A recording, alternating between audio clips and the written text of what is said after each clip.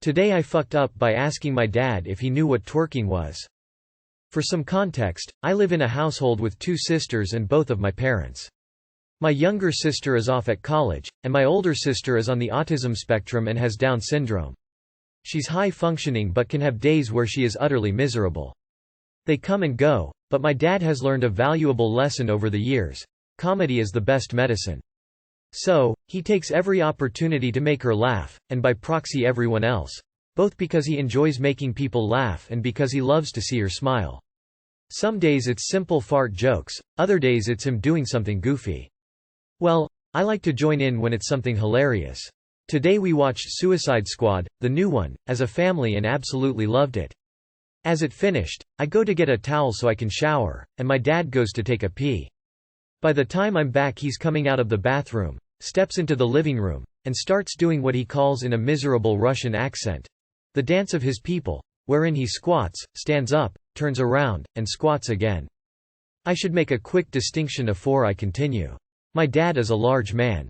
He is jiggly to the point where, when he laughs, his body looks like the little green goober from Hotel Transylvania. Now I want you to imagine this man doing what is effectively burpees. I'm laughing, so I join in, and at this point my sister is absolutely cackling. Here's where I foo. My dad at this point is just giggling. The dance of his people has returned at once to the void. I turn to him and say, "Have you ever heard of twerking?" Without skipping a beat, my old man, a 45-year-old 350 pounds king, starts throwing it back better I think than some cheerleaders have seen. He is fucking moving. My mother, sitting in the chair, starts guffawing. I can't contain myself, I can hardly breathe, I fall to the floor and I'm seeing stars. Thud. I look up, still laughing. My dad's laughing now, my sister is absolutely hysterical. As she's lying on the floor, rolling, holding her head which she has hit on the coffee table and is still laughing. She's crying, but they're tears of joy. My dad stopped and helped her up, my mother got her a wet cloth and held it to her head. But despite all of this, not a one could stop laughing. Least of all the chucklehead who is sitting on the floor, having trouble catching her breath. She is doing fine now, although she has a bruise on her forehead. We have brought her some Advil and gave her some water, but still she chuckles at random intervals, sending us two into fits of laughter as we recall the magnificent glory that was my dad. Too long did not read. As an answer to my query, my large, middle-aged father threw it back and made his daughter laugh so hard she fell off the couch and hit her head. She didn't stop laughing even then. As a 46-year-old dad, I was waiting for your father to answer your question with a display of twerking skills. Glad I wasn't disappointed. Today I funned up. Great story. Thanks for sharing. That's how dads do it. Great job, Dad. I think Wholesome would love this. I know it's a fuck up because of your sister accidentally hitting her head as a consequence of your question, but this is the most wholesome, delightful story I've seen in here. Sometimes some of our favorite memories come from the least expected of moments. A family fun treasure to be kept. Thanks for sharing. Thank you for sharing this. I could picture it all in my mind and I was cackling too. What a wonderful family. Totally not a fuck up, and your dad is the best. Mom gets props as well for all the years she has been on the crazy ride with him. My cousin has Downs and isn't particularly high functioning, though he is young yet, but his smile with all those little crooked teeths and his little rounded tongue and his eyes squeezed so tightly shut that he can no longer see the funny faces you're making. Those really are the moments worth existing for. Edit. And his little laugh. I love the sweetness and how blissfully unaware he is of how others perceive him. He throws his little head back and guffaws as loud and as wonderful as possible. I try to keep that lack of awareness in that respect close to my heart, for he is a great example for just being who you are. Today I fucked up by letting my wife peg me in a restaurant bathroom. Okay, I'll start of this post by saying my wife and I are very sexually adventurous and have tried just about anything you can think of, besides scat, CNC, raceplay, among a few other things. But two of our favorite acts are public sex and pegging. Cut to this Friday, my wife and I were feeling very adventurous this day. We had done public sex and pegging but never both at the same time, so we thought it would be very kinky to try both at our local Buffalo Wild Wings. The dinner started as usual. We ordered our food. I got a plate of hot wings and she got a steak. We both gave each other the look signifying we were getting horny. We started playing footsies under the table and one thing led to another and I got up to enter the bathroom. I had prepared my anus the night before so it's ready for action, but I felt my stomach kind of jittery, but I assumed it was the excitement and nervousness of doing both acts at the same time. My wife snuck into the bathroom a few minutes later with her purse and entered the stall with me. The look on her eyes when she pulled the strap on from her purse had my knees weak. We got everything ready and it was time. Everything was going amazing until someone entered the bathroom and we had to slow down. I was bent standing over the toilet with her behind me.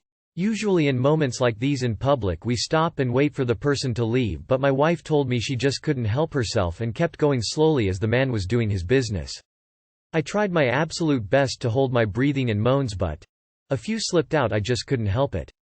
The man then heard and called out, "Hey, is everything all right in there?" I replied quickly with a, "I am all good, just having some stomach issues." He said okay, then exited the bathroom. Now this is the part where we messed up. We should have just packed everything right then and there and left, but the moment got to us and we ended up continuing. This decision turned out to be the wrong one.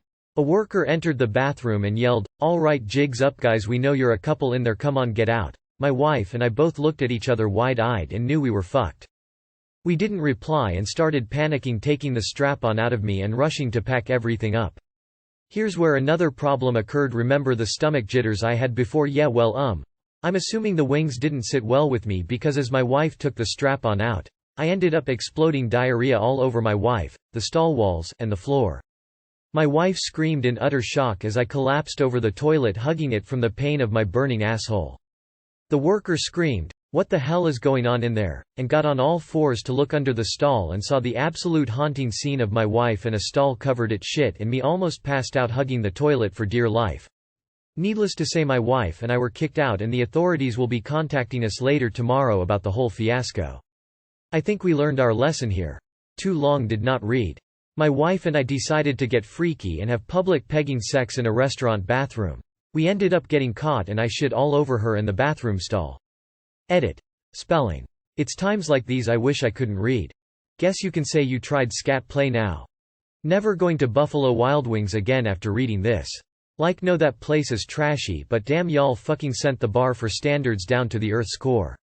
I totally get having your kinks, but this is just wrong. 1. BWW bathroom is gross too. You're having sex in a place where all people are not consenting for you guys to have sex there. Imagine if a kid walked in and heard you guys face vomiting. 3. That worker damn sure doesn't get paid enough to bust two horny fucks in the bathroom. This reads like bad eroticisa. Imagine getting a nostril full of what was under that stall when the poor employee decided that it was a good idea to look. I like how you clarify that you're not into race play, cause you don't want people to think you are some type of pervert. I had prepared my anus the night before. What did you do? Give it a little pep talk and read it a bedtime story. Today I fucked up by shredding my testicles in the shower with an electric razor. Happened last Tuesday. At 49 years old, I have never manscaped myself. I just never really thought to do it, apart from just using some scissors to cut excess hair. But since I am going through a divorce, I thought now might be a good time to get cleaner looking. So I bought an electric groin hair trimmer called, I am not kidding, the lawnmower. It has a little ceramic blade head similar to the kind the barber uses with a hair trimmer, but it is waterproof and supposedly keeps your manhood looking trim, neat and clean. Anyway, I go into the shower and rinse off real good. I then take this sharp trimmer and clean off the hair on my stomach and legs. Looks great. Then I take it and remove the excess hair around my groins. Looks even better. I am starting to look like a younger man again. So I take this trimmer and start to shave the little hairs off my testicles. There should be a huge warning sticker on this thing that says, "Do not apply to testicles." Because I did. Blood starts shooting from the little veins all over them. I am now shouting and stinging in pain and blood is running down my legs. I have to jump out of the shower and stop the bleeding with a towel, which ends up looking like I murdered someone. It's been a week, and it still hurts. Too long did not read. I foolishly used a hair trimmer on my testicles. Update. Scrotum is healing. Thanks to everyone for their concern. Lol. How many times I have read stories like this. Stop using electric, lather up with hair conditioner, wait 5 minutes and use a 3-blade razor. Oh man. Sadly I've been there. Early on in our relationship, I decided to do that for the first time, with electric clippers. I tried, before the shower though, Everything was going good until I got to the Olcoin purse. The wife, girlfriend at the time, watched this horror play out in real time by the way. The bag cut like a folded piece of paper and blood instantly started flowing. I dropped the clippers and panicking didn't know if I should jump in the shower or go to the doctor. I called my brother, told him the situation and asked his advice. He seemed more horrified than myself. I thought if I got in the shower with a hole in my bag it might fill up like a water balloon or something, it didn't. But never did that again. Gotta pull that skin tight first lol. I'm no expert, but what I do is pull the hair and use the trimmer no closer than 2-3 mm away from the skin. If I cannot grab enough length to safely trim that 2-3 mm, then I do a hover pass at about the same height while holding the skin tight. Also, I trim before getting in the shower. Personally I find that it's easier and you know better how it'll feel after it dries, but that could just be me. I always put some cold water on my balls to get 'em extra tight so I don't cut myself. Hope that trick helps on your next adventure down south. I'm glad I found this thread so I know not to make this mistake myself, because I absolutely would have if I didn't see this. Your sacrifice was not in vain, my friend. Bumping this and upvoting as a PSA. If you read the reviews, you see a ton of this. They have skin-safe technology, or something like that, but you can't just hit your sack without shredding them. Also as a PSA, when you shave your parts for the first time, know that it's going to itch like crazy for a bit as it grows back. Each time gets easier. GIF. Giphy, AX HNVAAKA3GXE. Today I fucked up by having an erection. Throwaway because this is embarrassing. So I've been single since high school and have never been on a date nor hung out with a girl since then. I met this cute girl on Tinder and I think she liked me despite my awkwardness and had a good time chatting. She was just as awkward and nervous as well, so I suggested a walk through a museum for next week. Come next week and I go on the date, but had a full-on erection for the whole 4 hours. I tried everything to hide it or mitigate it but nothing worked. We had a good time and we're talking about bowling next week. Before we parted ways, I asked if I could give her a hug and gave her a quick one-handed hug from a distance and parted ways. I noticed that she glanced down, but it didn't dawn on me until I was in the car that my pants were wet with pre-cum. I was so embarrassed that I buried my face in my pillow for the entire day. Now she wasn't good at texting beforehand, but her job is very demanding, so I understood. Now she barely texts back. TL. Doctor. Had an erection on the second date and now my date isn't as responsive anymore. Just needed somewhere to vent this crap. Edit. Looks like I'm going on a third date. I guess it wasn't that bad. Young men fighting with erection. Old men hoping to fight with erection. Damn, 4 hours. My man has staying power. After 4 hours, an erection would become a nuisance. My man, though, smuggling a statue into a museum. Tuck it in the waistband, man. Doesn't everyone know this? Also helps to take care of it before a date. Okay, so while this is hilarious, not all hope it lost, however this depends on the girl. Just tell her. A little anecdote as to why. I dated a guy who hadn't been with anyone in over a decade. Needless to say he was in a similar situation as yourself. Now it wasn't 4 hours but literally any form of contact and this man would get an erection.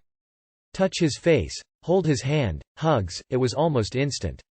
He was in his 30s, I was in my mid-20s. The only time it was awkward and uncomfortable were the times he tried to lie about it. After a quick conversation of the, I haven't been close to someone in a long time. Don't read too much into it. I just enjoy your company, nature, and we were both on the same page. Shit happens, don't stress too much over it. This is why you always masturbate. I was hoping this was Scott. At this point you have nothing to lose, so just be honest with her and she might respect that. If she does not, then she was already leaving anyway.